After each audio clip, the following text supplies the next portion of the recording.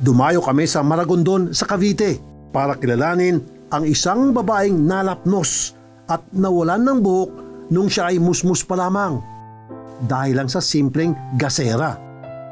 Ako po ay nasunog sa gasera, 5 months old, baby. Kasalukuyan, iniwan po ng kuya ko yung gasera malapit sa tabi ko.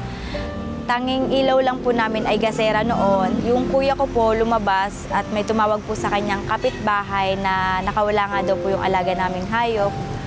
Yung kuya ko naman dali-daling lumabas, naiwan po ako siguro. Nagising po ako noon na nagising, gumapang, nagapangan ko po yung gasera, tumaob. Saka po siya lumiyab sa ulo ko. 5 months po nangyari sa anak kong yun. Ang ginawa ko po, yung ng tangki ko po, na wala kaming maisasaing, walang pambaon. Inano ko muna yung tangke, sinanla ko, iniwanan ko po yung anak ko dyan sa anak kong panganay. Ang hindi alam ni Nanay Soli, ang simpleng desisyon na yun ang sisira, hindi lang sa muka, kundi sa pangarap ng anak. May nakapagsabi na lang daw sa kanya na nasunog ang nooy sanggol na si Joanna. Nagpagulong-gulong po siya, nakarating po dun sa gaserang yun. Kaya naano po yung ulo niya. Nung makita kong anak ko yung para akong luka-luka, mula eskwelahan hanggang dito, takbo ako, hinahanap ko yung anak kong yun. At dala-dala nga na nila ako sa ospital. Nung makita kong anak ko, sabi ko, naku, Diyos ko, ang anak ko, Diyos ko. At dahil nga sa kakaibang pag-aanyo ni Joanna, hindi maiwasan na maging tampulan siya ng tukso. Since nung kinder po ako hanggang elementary, high school, yun po talaga yung pinaka po sa buhay ko, yung ibuli po ako, apihin ng mga tao, sari-sari po yung mga sinasabi sa akin. Siguro kabataan days pa lang nun, kaya nila po nasasabi sa akin yun, na ganito daw po ako, walang patutunguhan sa buhay. Since nung bata po ako, parang dinama ko lang po lahat ng sakit, yung mga sinasabi sa akin.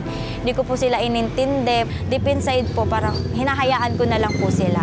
Sa kabila nito, nagpakatatag daw si Joanna. Luminaw at lumawak daw ang pag-iisip niya. At sinabi sa sarili na walang salita ang magpapatumba sa kanya, kahit anong sabihin pa ng iba. Masabi ko lang po, salamat sa mga nambubuli sa akin. Dahil kung hindi niyo po ako binuli, wala po ako dito sa harapan niyo at nagpapakatatag.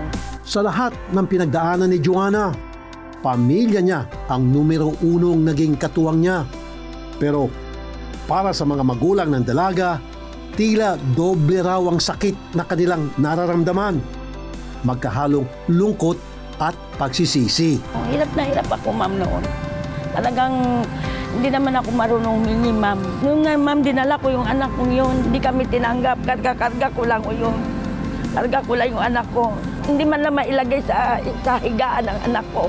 Karga ko lang. Ang ginawa ko, tumakas na po ako. Mamuwi kami, mag-ina, sumakay kami pauwi dito.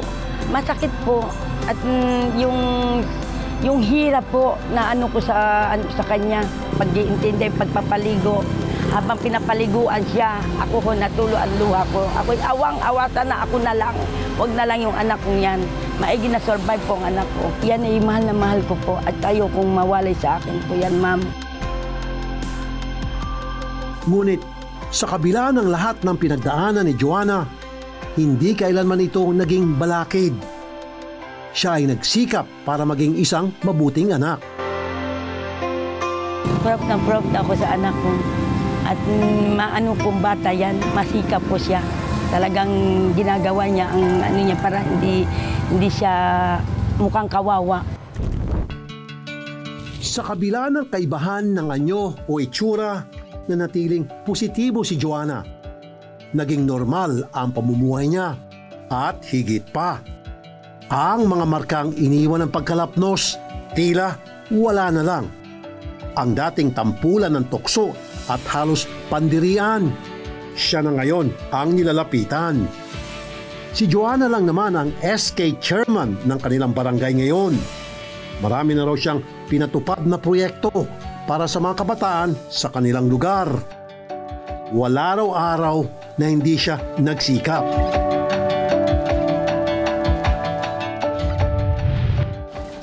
Ang ginagawa ko lang po dito sa barangay namin ay nag-aayos po ng mga projects ko na gagawin ko po dito sa barangay namin, sa mga kabataan.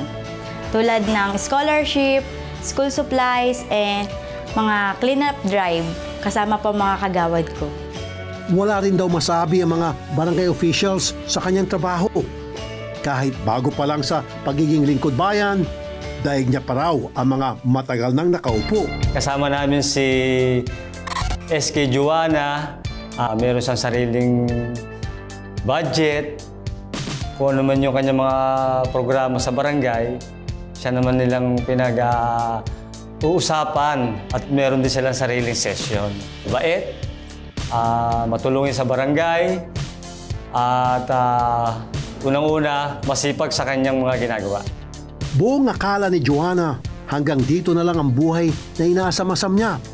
Pero isang pangarap niya pa pala ang matutupad. Ngayon kasi, nagdadalang tao na siya at masayang-masaya sa piling ng kanyang partner. Na-diagnose po ako sa PCOS, 2 taon din po yun. Thankful pa rin po ako na biniyayaan ako ni Lord ng baby. Lalo na ganito po ako. Hindi ko rin po aakalain na bibigyan ako ng baby ni Lord. At ang mga masalimuot na naranasan niya raw nung kabataan, hindi niya raw hayaan na mangyari sa anak. Saya naman po ako sa nangyayari sa buhay ko, lalo na binigyan ako ni Lord ng second chance na mabuhay at gawin yung mga dapat kong gawin. Minahal po ako ng magulang ko ng sobra-sobra.